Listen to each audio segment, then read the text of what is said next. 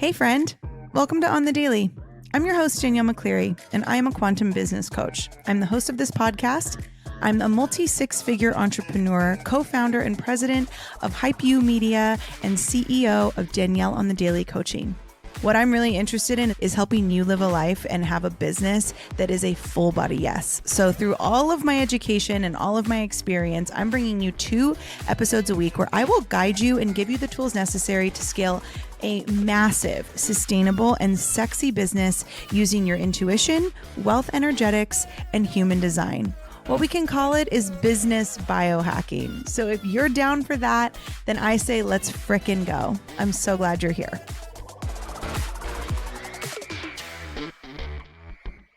Hello, On the Daily family. How are you? Welcome back to the podcast. This episode, I am going to talk about some of the spiritual breakthroughs I've had in my life that have really positioned me to build the business that I'm building. And the reason I'm going to share that with you is because I kind of bring my spirituality into my business. And that's kind of what I do in general is I infuse spirituality with business. So wealth energetics, law of attraction, human design, all the things, I bring those into my business. And so there have been some real life things that have happened over the years that have given me big spiritual breakthroughs that I've now used in my business. And I'm going to share them with you in hopes that you will get something from them. So stay tuned. All right. I have another Hype You Media show to share with you.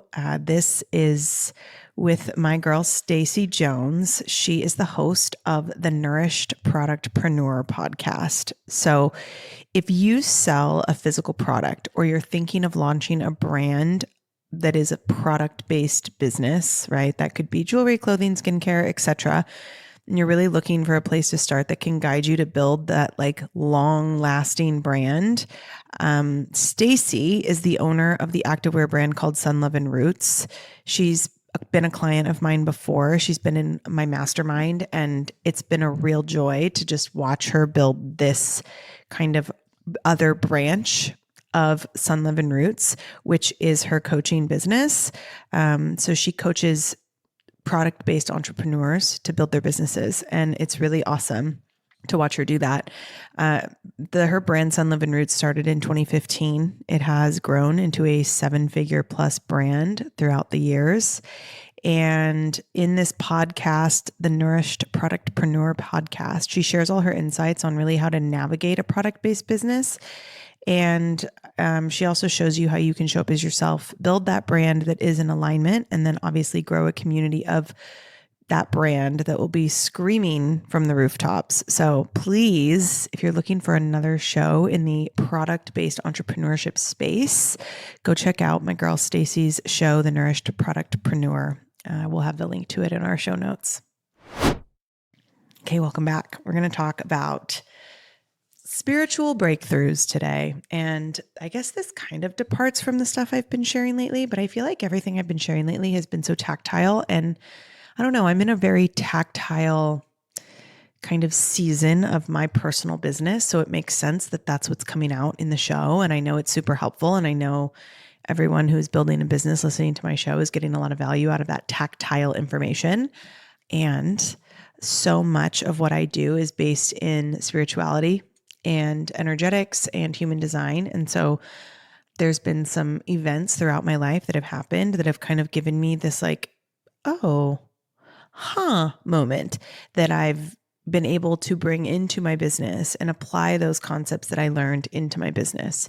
And so I just want to share a few of those with you today, because I think a lot of people think of entrepreneurship or, business as, the harder you work, the more success you have. And I definitely think that we've gotten lazy and we've used the excuse of alignment or, feeling into joy.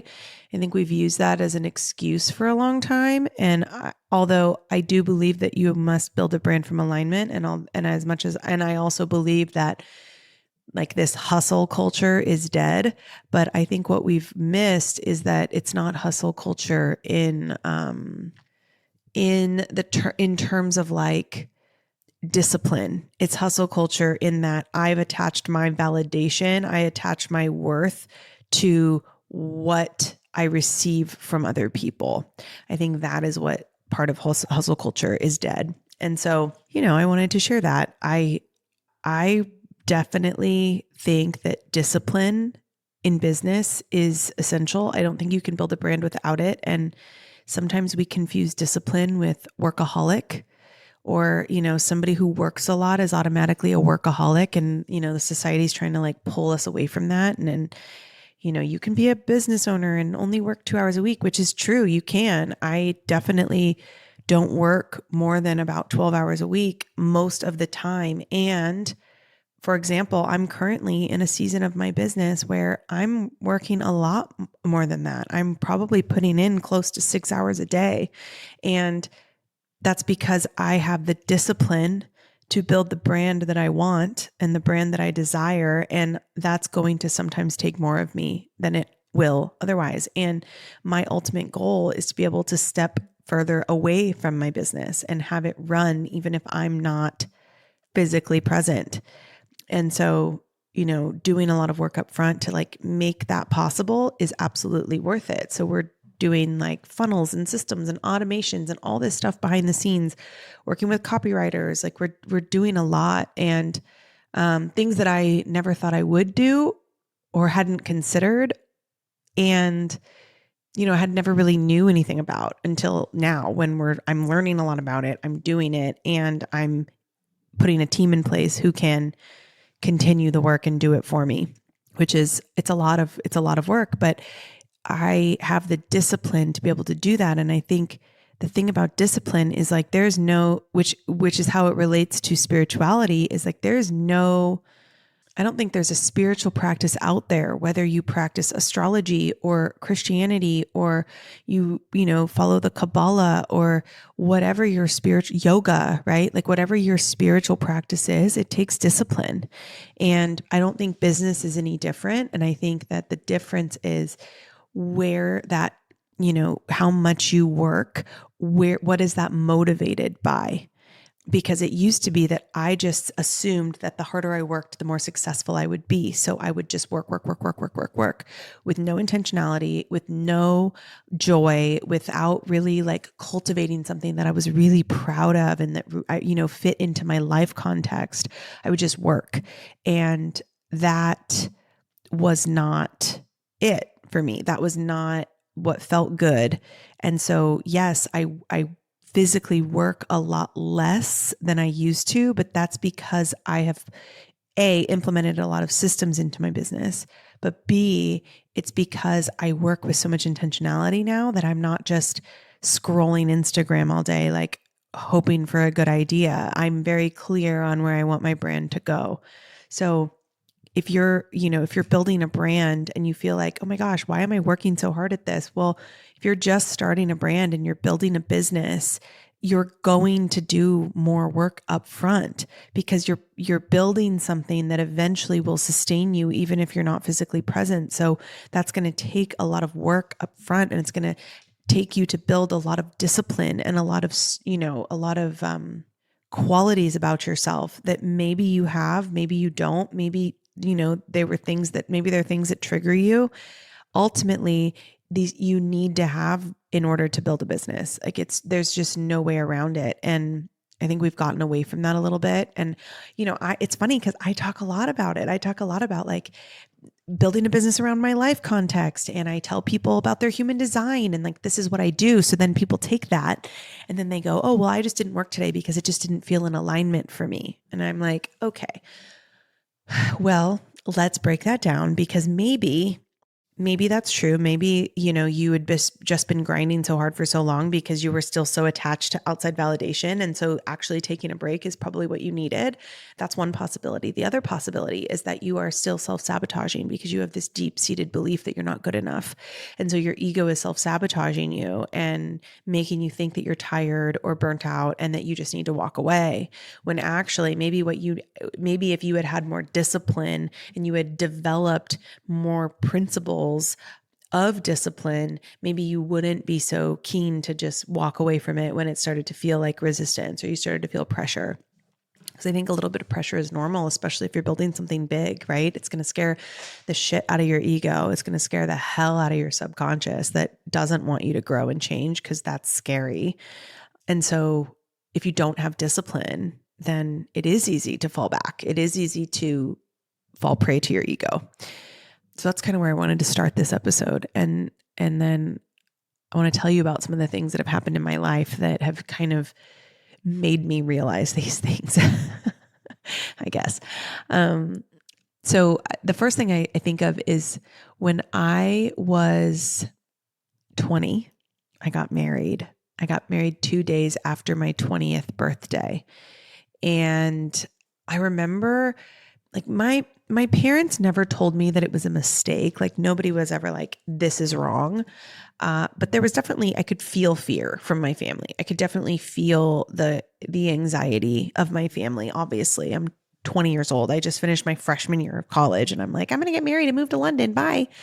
And so I'm sure that caused a lot of stress in my family. And, but I have great parents and they support me in everything that I do, even if it's crazy.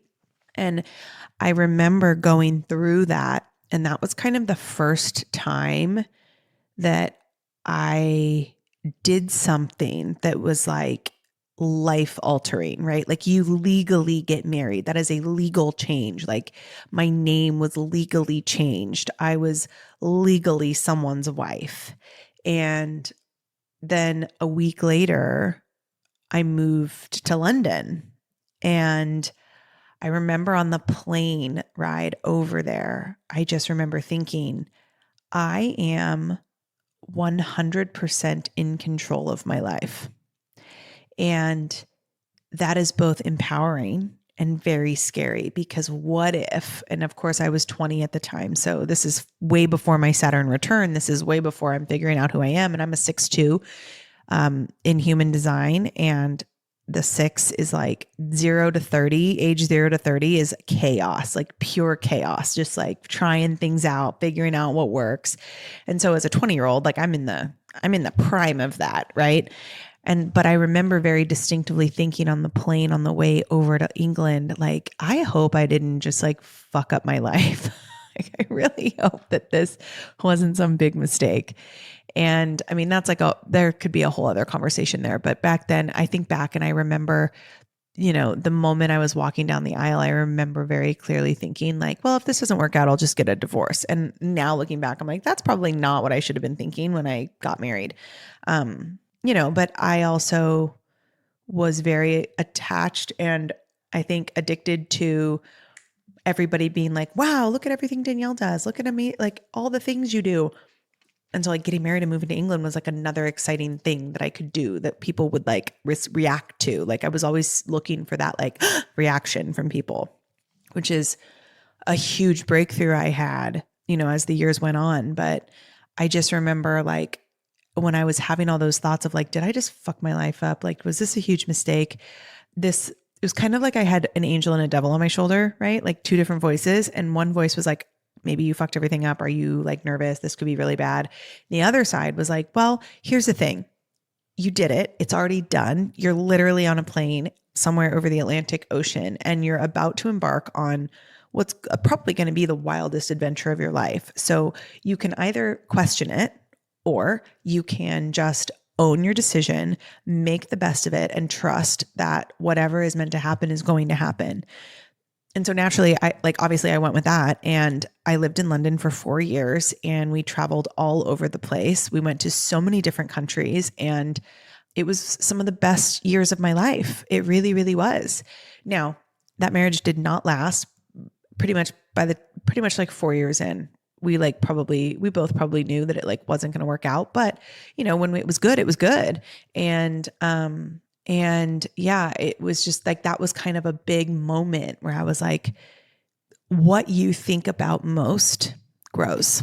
And when I was afraid, if I would have stayed in that fear state of like wondering if I made a mistake, it probably wouldn't have been such a cool experience to live overseas, but it was, and it was a really cool experience, and everything just like worked out for us while we were there. And we met so many friends and had such a good time. And I learned so much about myself, and I got so many professional opportunities in the dance space over there. I got to choreograph a musical, living in London, and I got to there were so many things I got to do. And that was epic. And it was a really good time in my life.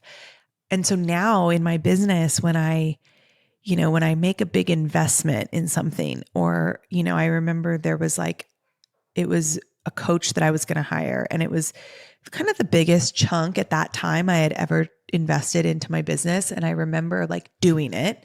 And cause I've never been somebody who like dwells on something. No, that's not true. I was somebody who dwelled on something, but it was rare. And so the times when I did dwell, I remember them, which I'll talk about one in a minute, but I made the decision. And then afterward, I had that initial thought of like, I hope I didn't just like fuck everything up. I hope that wasn't a bad idea. And then immediately I was like, no, but remember, like what you think about grows. And so if you spend time worrying about it and worrying if it's a mistake, like that's going to affect your money. And so you might as well like focus on the fact that you did it. You made this investment. Now get the most of it. And like that coaching experience at the time in my business was the best thing I'd ever done. And it was wildly successful. And I was super, super happy with the results that I received from working with that person. So it was just like these little moments that have happened in my life that now, when they happen in business, I'm like, no, like, this, like you have the proof from past experiences to call upon in this moment. So talking about how I used to dwell, or how I don't dwell on things, like I have always been a person that like I make decisions quick. Like when I decide, I decide. And there's really no going back. Like getting married at 20, like, moving to London, doing all these things, like deciding to have my son, even though his dad and I had only been together for like 5 months. Like a lot of decisions I've made have been big, and they've been, like very easy, quick decisions, except for a few. And one of those was when I knew that my marriage, now I was never married to my son's dad. So on this podcast, whenever you hear me refer to marriage, it's the one that happened when I got married when I was 20. So when I knew in my gut, because I'm a sacral generator, so I have gut intuition, and I knew probably 4 years. I mean, I probably knew before that, to be honest. I probably knew that we weren't going to make it, but I also knew that the adventure would be part of the story. But I knew at like 24, so like 4 years in, that this marriage was not going to last, and it was probably time to go. But I didn't go. And the reason I didn't go was because my husband at the time was suffering with a lot of mental health stuff, depression, some bipolar, like a little bit of like borderline schizophrenia. And I felt like it was my job to take care of people. And that was a pattern that I had kind of always been in when it came to relationships. So even like all the way from high school, like boyfriends that I had in high school, most of them like needed saving. Like they needed me to like take care of them in some way. And because I needed praise, and because I needed people to like know how amazing I was, like that was a belief that I had. In order to be loved or successful, I had to be needed, and I had to be praised. And so that belief kind of perpetuated through my relationships growing up, and then with my husband and at the time. And I remember very clearly thinking like, this isn't going to work and I need to go, but I ignored my gut. I ignored it. And I ignored it for a few more years before finally, like, obviously it was time. And it got really ugly because I didn't listen to my gut. And I think if I would have, at the moment I knew that it was done, the divorce wouldn't have been so messy. And it wasn't messy because we had kids or because we had assets. Like we didn't have anything like that. And it was just messy because there was a lot of emotions involved. And so that was an example where I stayed too long and I didn't listen to my gut. And by not listening to my gut, it made it worse later, which now I listen to my gut. Like if something doesn't feel right, I pull away. If something's not right, I turn in the other direction. And like, I'm not perfect at this, by the way. There are still times that I stay in things too long because I'm like hoping something, like I know it's not.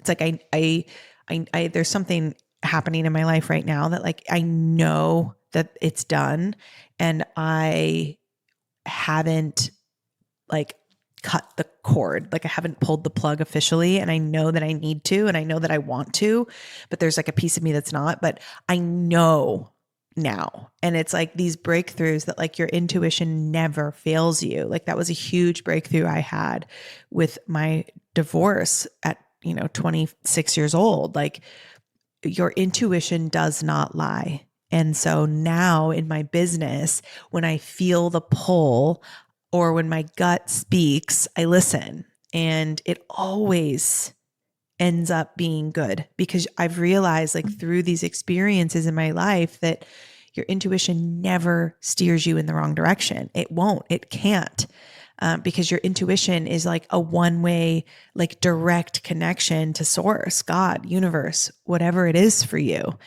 And for me, I spent a long time not listening to my gut.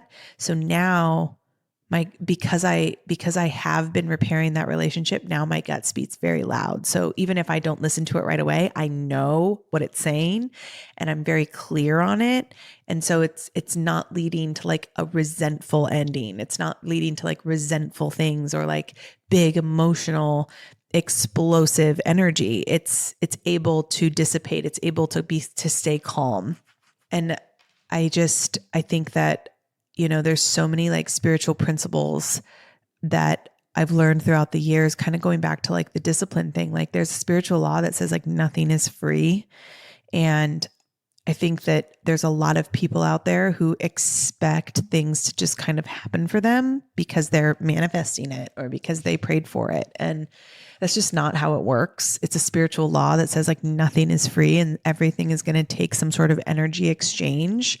And that may be a financial exchange. That may be you might have to take inspired action. But nothing is free and everything is going to take some sort of exchange. And so, in a lot of times in my life and when I've been younger and I've kind of like sat back and like waited for something to happen and then nothing did, it propels my business forward now because I can rely on those. I can look back on those lessons and realize that like the times when I didn't act, the times when I didn't make the investment, the times when I didn't pull away from something that wasn't serving me was times where I was kind of like expecting a decision to be made for me or expecting it to just happen. And that is expecting it to be free. And it's just not. Like nothing's free. And that's not meant to be like a bad thing. That's not meant to be like, oh, wow, Danielle, you're so negative. No, it's just a spiritual law. Like I didn't make it up. It's just a spiritual law. And that goes with any like spiritual discipline, right? Like in order to have like, I know like a lot of my Christian friends, like they're very devoted to their faith. They're devoted to like reading scripture. They're devoted to getting to know God better. And that's a discipline. That's not free. You don't just like get to have, God in your heart. Like they work for that. And so the same goes with like my business. I can't just be like, I'm trusting that it's happening, but then like not taking action. That's why right now I'm working a lot more, right? The physical work, the hours I'm putting in is more than it normally is because I know that the freedom that I want to have in my business doesn't come free. And I have to put that work in order to do it. And I just want people to understand that more, that if you're building something, it's not going to just happen. And if, you're looking to grow and you aren't working with a mentor that can help you get there, like it's not going to happen for free. And unless you're doing the work and you're putting in the time and you're having that exchange of energy, you're just going to keep staying in these cycles that are keeping you stuck. I think the last one I'll share with you that kind of was like a huge moment for me was that like belief that I had to be busy and like needed in order to be successful. And like, I was just always the one that like just worked so much. I mean, I was the captain of the dance team. I was straight A student. I was in honors. I was an IB student. I was, I got married. I moved to England. I did all these things. And when I went back after we moved back from London to San Diego, I like got into UC San Diego after having to appeal in person. And like, I was a double major with the double minor and we were on quarters and I was taking like 24 units a quarter, which I had to like get approved every quarter. Cause they're like, bro, that's a lot. Like most people take 12, you're doing double the amount, but like I did it. And it was just this like constant cycle of I have to do more. I have to do more. My worth is tied to how many hours. My worth is tied to hours. My worth is tied to like how much I'm physically working. And that perpetuated literally all the way up until my dad died and until after my dad died. And this could be a long story, but long story short, the belief that I had and the reason why I would just like grind without actually like thinking and like taking a step back and being like, what is it that actually will make me successful? Instead of doing that, I just kept working. And then I would find myself like in this constant loop of like, I would do well for a while. I would hit rock bottom. I would have to like get help. I would do well for a while. I would hit rock bottom. I'd have to get help. Like I was in that cycle. What I realized was I had this like belief that if I were to become successful, I wouldn't need my dad anymore and my dad would die. And that's because like my dad growing up would always say to me, like he was diabetic. So he would always, if he ended up like in a diabetic coma or his blood sugar would get too high and we'd have a scare, or he'd end up in the hospital, he'd always say to me like, honey, I'll be here as long as you need me. And so in my mind, I was like, oh, okay, so I can't be successful because if I'm truly successful, then I don't need my dad. And if I don't need my dad, he dies. So this belief that's why I was the way I was for so long. And it was about a year after he died that I like fully experienced the most epic burnout I've ever experienced. And I wanted to burn everything to the ground. And at this point I had a very successful business and I wanted to burn it to the ground and I wanted to just crawl in a hole and nothing was inspiring to me and nothing was good. And it was just this moment where I was like, I can build around my life. There are people out there who are, true CEOs, true entrepreneurs, and they're not grinding like this. They're not doing things that make them frustrated and exhausted and doing things just for the sake of doing, right? Like this is a big one. Like all these people that just want to work and put in these hours and just grind. There's no intentionality behind it. There's no heart behind it. It's just this like perpetual state of doing. And what if we got into a perpetual state of feeling? Like, what if we actually felt what it feels like to have a business that we're proud of? Like, what if we actually sat and felt what it's like to have a flop in a launch that flops? Like I've had launches that flop and instead of just like jumping back in it, like I've taken time to step back and be like, well, why didn't it work? Right. And a lot of this is due to the fact that I tried to like grieve my dad without actually grieving my dad. I tried to just be like, everything's fine, keep on going.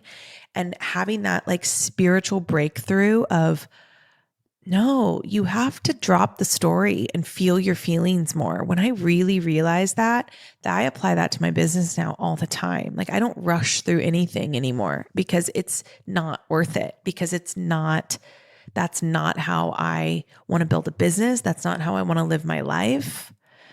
And so I was able to kind of address the burnout from a holistic perspective and be like, it's not just work that I'm doing this in, I'm doing this everywhere. And so I worked with a coach and I learned a lot of really great healing modalities, a lot of spiritual practices that I do now. And I was able to kind of energetically cut that cord And one of my mantras in life became, I release the need to be needed. And that has really helped me in my business. Every time I feel like I need to do more, or, there's like old feelings that come up, I'm able to kind of silence them and create peace in my body because I released the need to be needed. I don't need to be needed in order to be successful. I don't have to be praised in order to be successful. And although I realize that like, in order for a business to grow, it needs to make money, I don't focus on that. I don't work my ass off just for the sake of dollar signs anymore. And I think that if you're working your business just to get another sale, just to close another program, just to sell out another launch, like you're still in an employee mindset, right? Like this work, get money, work, get money. And so really becoming like entrepreneur mindset, like this CEO mindset is like, money is made whether or not I'm working. Money is made whether or not I am physically here. And that's what I'm working toward. And so a lot of these, like, I release the need to be needed, realizing that my work is not tied to like my worth is not tied to how many hours I'm putting in, right? Like this is all these spiritual breakthroughs that are now in my business and why I teach the way I do, why I help my clients the way that I do, because there's a new paradigm kind of happening here of business. Like this new paradigm of business is different, and we're healing our trauma. We're healing these wounds that just we've kept for so long. Like we've kept them for so long, and we're moving away from them now. And so there's this like really beautiful shift happening, which is awesome. But I think that just like any spiritual practice, discipline has to be at the forefront.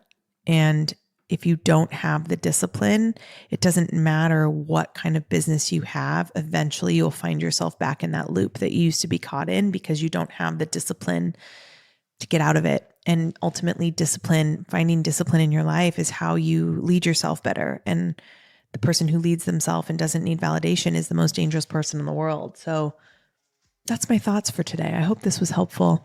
If you ever want to chat, I'm at Danielle _ on the daily. Make sure you're following me. And I have a free Facebook community out now where I'm going to offer free masterclasses and like some Q&As, and we'll spotlight our members and we'll celebrate your wins. And on top of all of that, it's just a really great place to network with other people in my world. I have a really incredible community of clients, and inside this space, you're going to be able to meet each other and network with each other, which will be really powerful, and it's totally free. So if you want to join that, the link is in our show notes, or you can come on Instagram and ask me about it and I'll send it to you. But I'll be back with another episode later this week. Bye.